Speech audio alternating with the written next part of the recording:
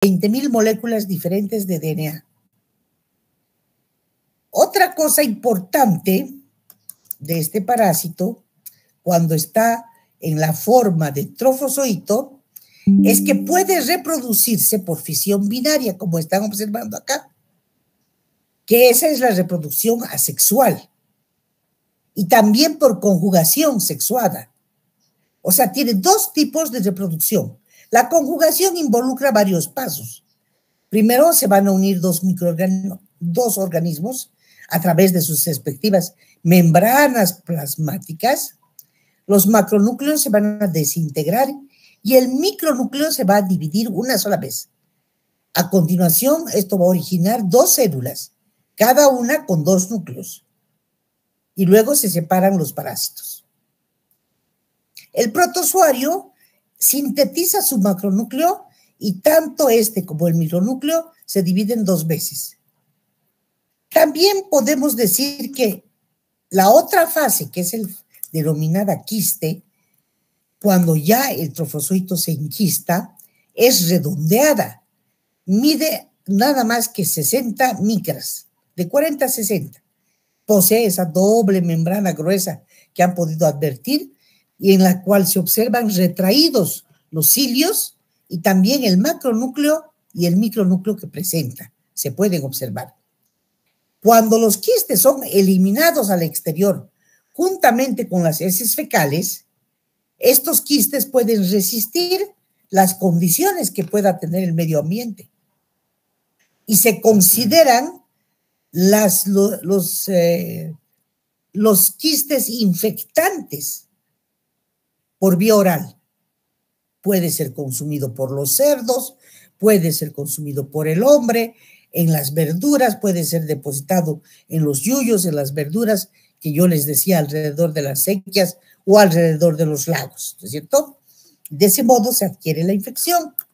Si observamos el ciclo biológico de este gran parásito, vamos a decir que este ciclo se produce por la ingesta de estos quistes que son infectantes. ¿Con qué vamos a ingerirlos? Si tomamos agua contaminada de esas sequías, de esos riachuelos, de las orillas del lago, nos contaminamos. Si consumimos frutillas, peras que son regadas, frutas que son regadas con estas aguas, también podemos contraer el Balantidium coli. Entonces, agua y comida contaminada. Atraviesa el aparato, el sistema gastrointestinal, pasa al estómago y va a localizarse a la pared del colon. En la pared del colon comienza el quiste a desenquistarse y a formarse nuevamente trofozoitos. Estos trofozoitos, cuando salen al exterior, salen en su estadio infectante como quistes, vuelven a ser quistes. Allá en el colon es donde ellos se van a subdividir hasta volverse luego quistes para ser expulsados con las heces fecales. Entonces se multiplican y desarrollan en el intestino grueso, tanto en la luz del intestino grueso o a veces en úlceras que producen en la mucosa. Por eso es que después ellos se enquistan en la luz intestinal y son eliminados con las heces fecales. Su patología tiene dos efectos, una a nivel mecánico y otra a nivel lítico. La del nivel mecánico es porque es un parásito muy móvil, ya que tiene tantísimas cilias. Además, no solo las cilias, sino que el tamaño, que es importante, que es grande, hacen que el movimiento del trofozoito y sus choques contra la pared intestinal sean los que estimulan al peristaltismo.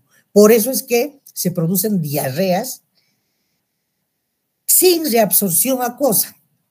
Y son diarreas muy fuertes, las del Balantidium coli.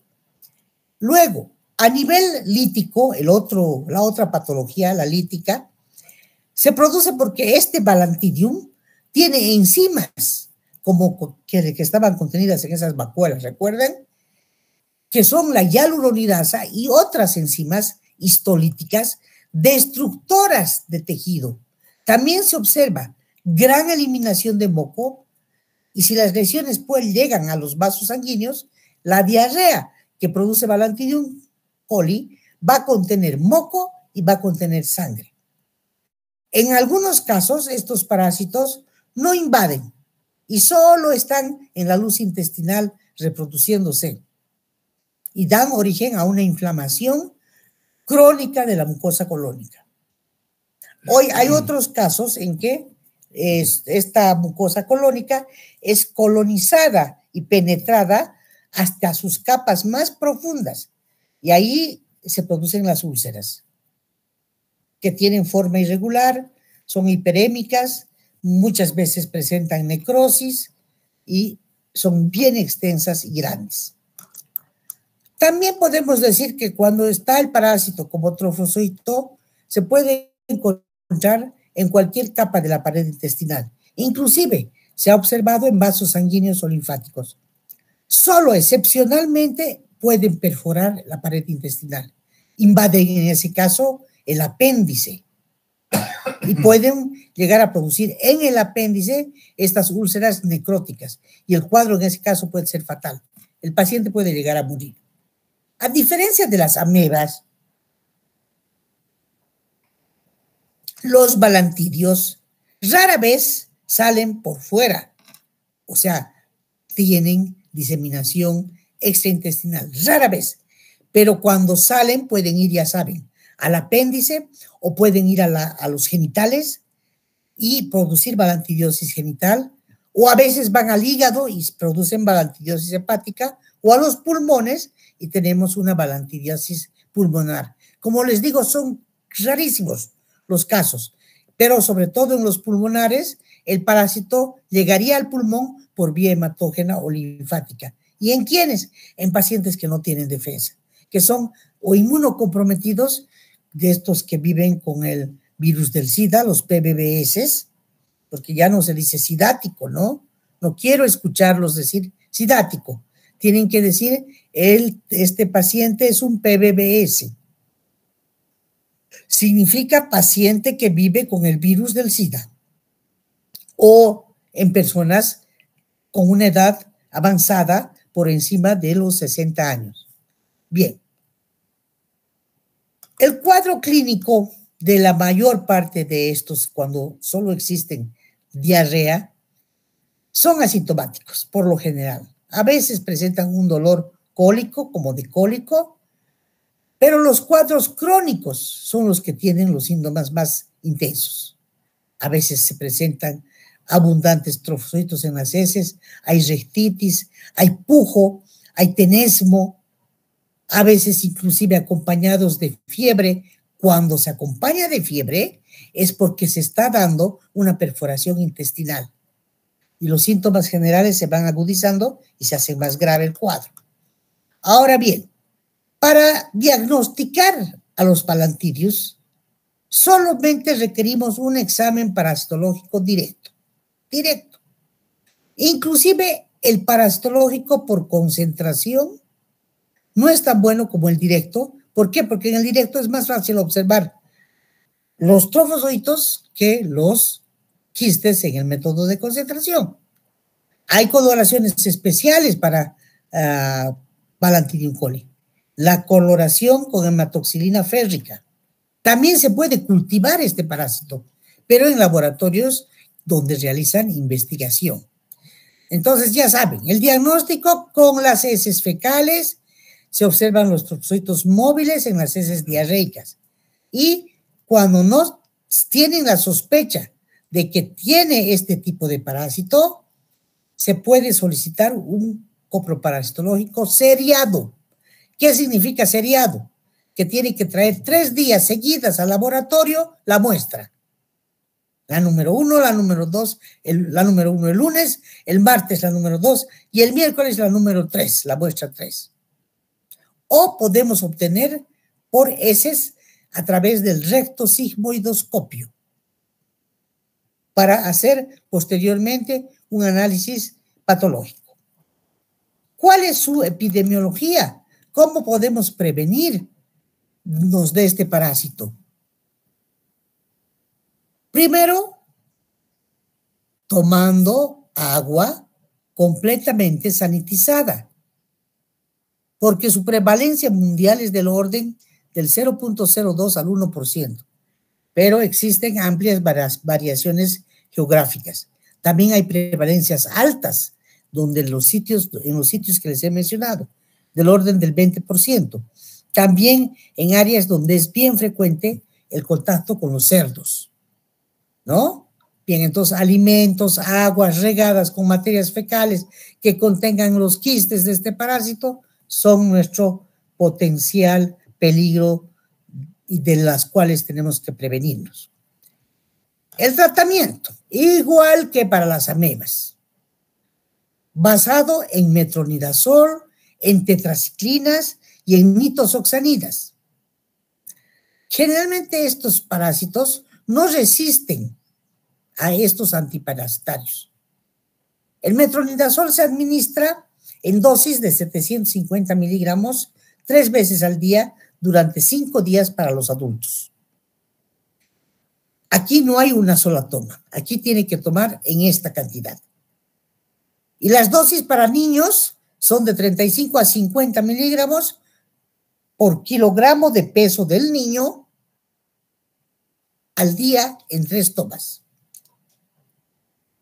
El esquema para el antibiótico, que sería la tetraciclina, es 500 miligramos 4 veces al día para adultos y para niños 40 miligramos. O sea, la tetraciclina también es efectiva. Y la nitazoxanida, que es un antiparasitario idéntico. Bien. Vamos a dejar al Balantidium coli para hablar de otro parásito como son los coccidios, que para mí tienen mucha importancia y también son protozoarios. Los coccidios, como están observando acá en la presentación, son causantes de las coccidiosis emergentes. ¿Están todos observando la presentación, chicos? No, doctora. No, no se ve. Ya, a ver, vamos a intentar enseguida colocar esta presentación.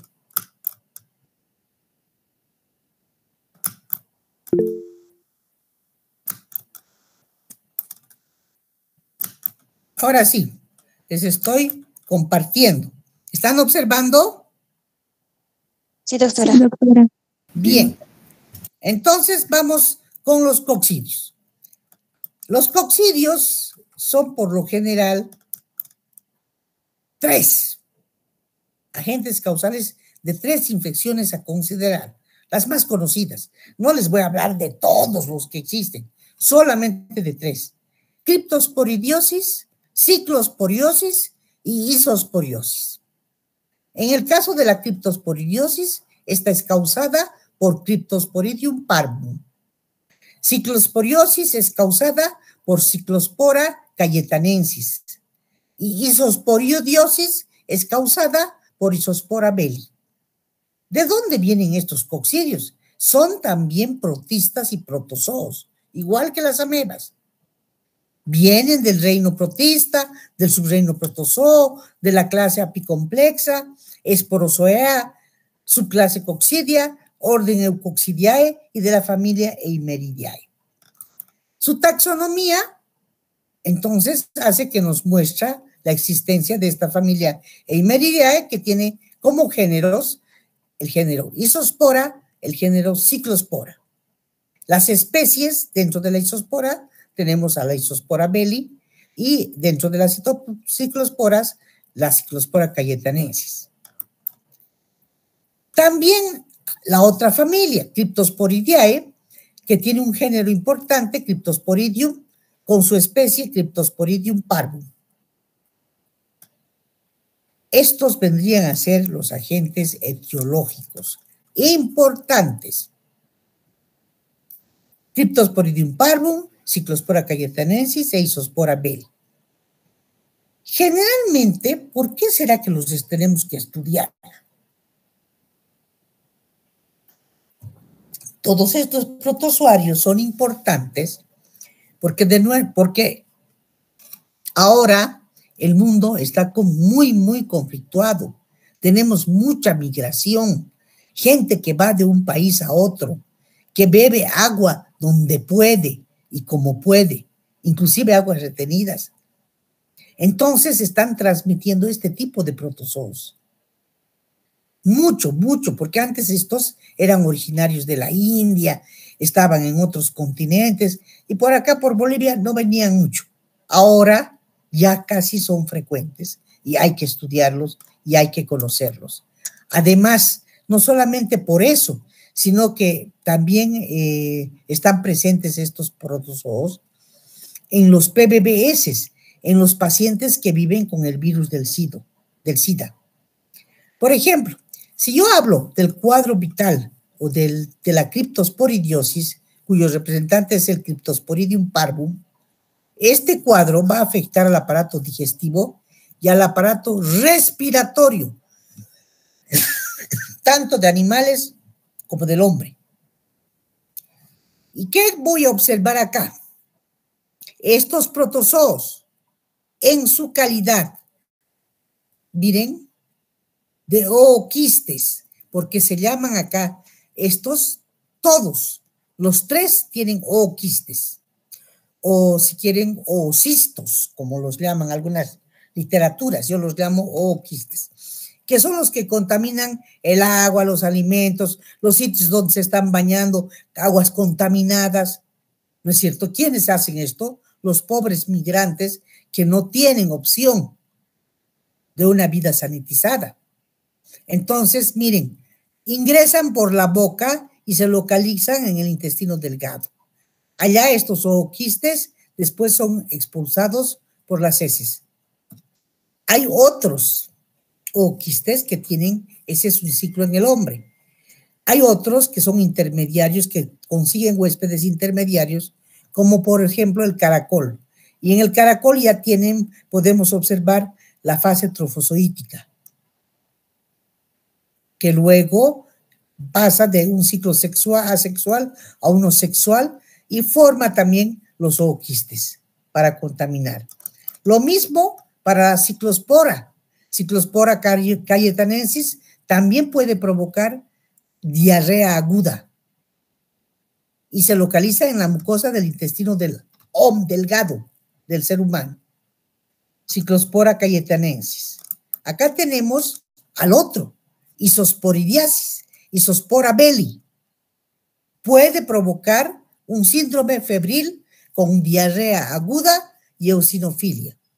También tiene ooquistes maduros, que son los que van a adquirir y luego van a volver a dividirse al interior y del intestino delgado y luego van a ser expulsados por las heces como ooquistes o cistos maduros en las heces fecales. También puede tener dos ciclos, en las heces y el ciclo asexual y sexual en otro tipo de huéspedes. Bien, ¿qué sabemos de estos? Además, creo que ya lo he dicho, que fueron descritos en el 1907 por primera vez por Tischer. Y en el año 1976 por Nim, que encontró a este tipo de parásitos en la biopsia rectal de una niña. En el año 82, en el 1982, ya cerca a nuestros días, adquiere gran importancia a causa del SIDA, como parasitosis oportunista. Y hoy en día, miren, tenía Ciclospora, por ejemplo, cayetanensis en Nueva Guinea. Era una nueva especie. En el 89 en el SIDA. En el 92 ya es reconocida como nueva especie y en el 93 se reconoce como patógeno. Entonces, estos investigadores, Woodcock, Bennion, describieron los primeros casos de Isospora belli en el Brasil. ¿En quiénes? En PBBS, en pacientes que viven con el virus del SIDA. Y obviamente tenemos que estas son sus etapas biológicas. Ooquistes son los maduros e infectantes. Esporozoitos, trofozoitos, esquizontes y merozoitos. Son parte de su ciclo sexual. Cuando los esporozoitos son liberados en el intestino delgado, van a invadir las células estomacales y se van a convertir en trofozoitos. Estos van a transformar entonces a esquizontes de primera generación y van a liberar merozoitos. Y los merozoitos de la primera generación, van a formar esquizontes de segunda generación. Vuelven a formar, o sea que se dividen 2 veces. Y los esquizontes de segunda generación, por la esquizogonia, se liberan merozoitos de segunda generación. También tenemos el ciclo sexual con microgametocitos, macrogametocitos. Y finalmente la reproducción dentro de vacuolas que están en las células de las microvelocidades del intestino. Estas vacuolas son intracelulares, pero intracitoplasmáticas. ¿Qué diferencias tenemos entre estos 3? Son parecidos, pero tienen diferencias. El ooquiste de Cryptosporidium tiene 4 esporozoitos y además se caracteriza porque puede permanecer viable muchos meses en el medio ambiente. La ciclospora solo tiene 2 esporoquistes, cada uno con 2 esporozoitos. También está presente en el medio ambiente y pueden vivir entre 1 y 2 semanas. La isospora es un ooquiste que presenta 2 esporoquistes, cada uno con 4 esporozoitos. También puede vivir, pero solamente varios días. Nada más. Es la que menos vive. Ciclospora hasta 2 semanas. Cryptosporidium meses. Isospora días. Puede vivir. La patología, ya saben, todos causan úlceras. El contacto con el glicocálix de los enterocitos acorta o ausencia de la atrofian a las microvelocidades del estómago, atrofian el aumento de la cripta en los intestinos, se pueden observar infiltrados mononucleares y en la parte más afectada es el Y1. En los pacientes que viven con el virus del SIDA, con VIH, se ha encontrado diseminación que pueden ir a la faringe, al estómago, al esófago, al duodeno, al ileo, al colédoco, al apéndice, al recto, a los pulmones, al colon, a todas partes. Generalmente, estos 3 parásitos se encuentran en este tipo de pacientes. Aunque no son los únicos. Ahí está. Lo mismo. Ciclospora también habita en el duodeno, su sitio de elección, produce eritema e inflamación, aplana y atrofia las velocidades, hay hiperplasia de criptas.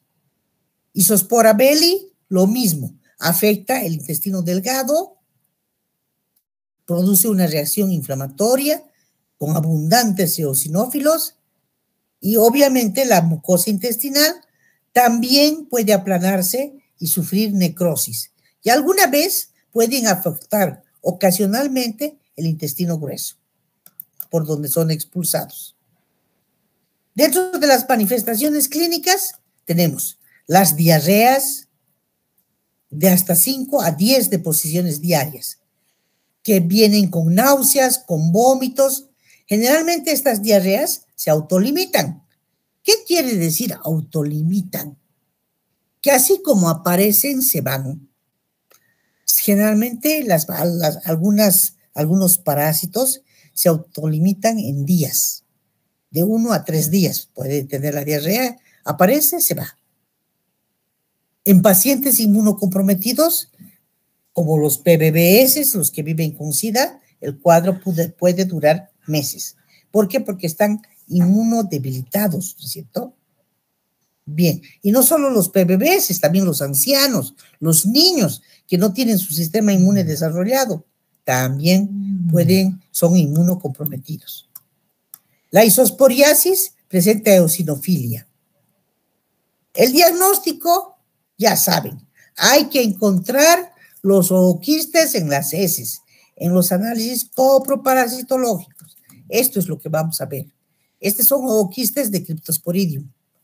Podemos teñirlos con Ciel-Nielsen, con auramina rodamina.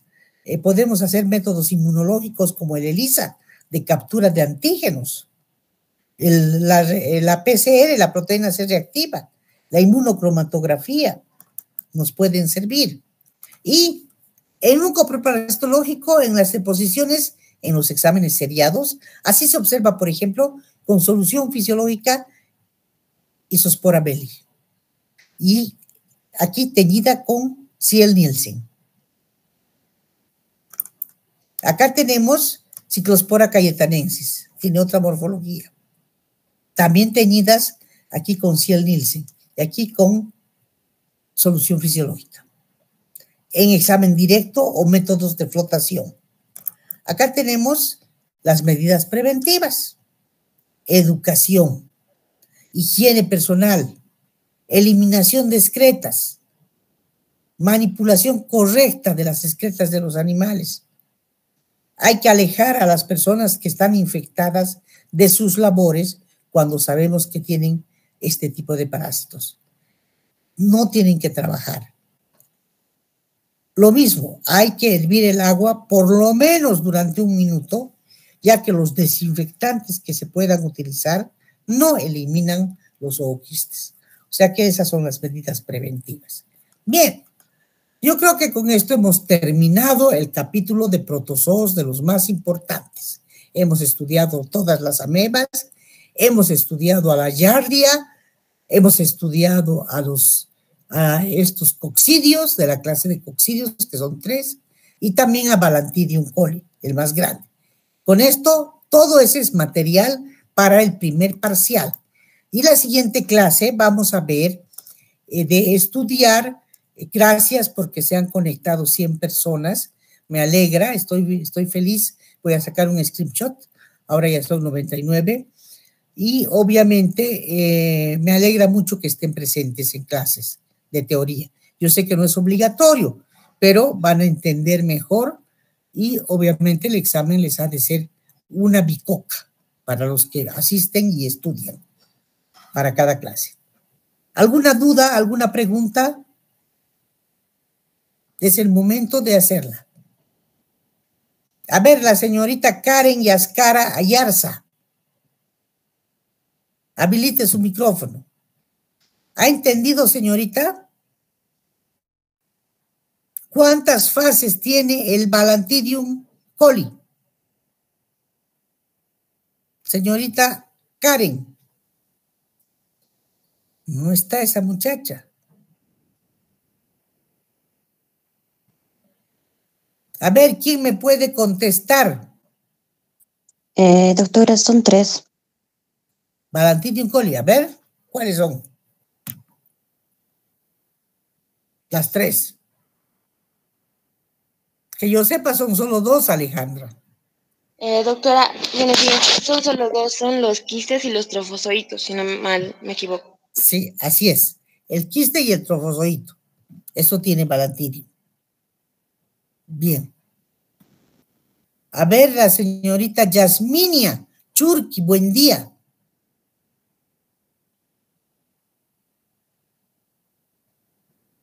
Habilite su micrófono. En vano me alegro y pienso que están todos atentos, pero unos pocos están conectados y los otros deben ser de los que encienden y dejan ahí la computadora. Es una pena. Yo tomo nota de los que no me contestan.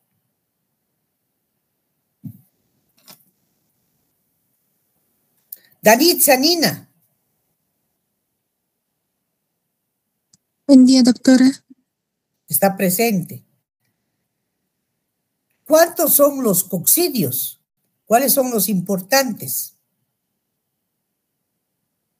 ¿Qué géneros? ¿Puede mencionar?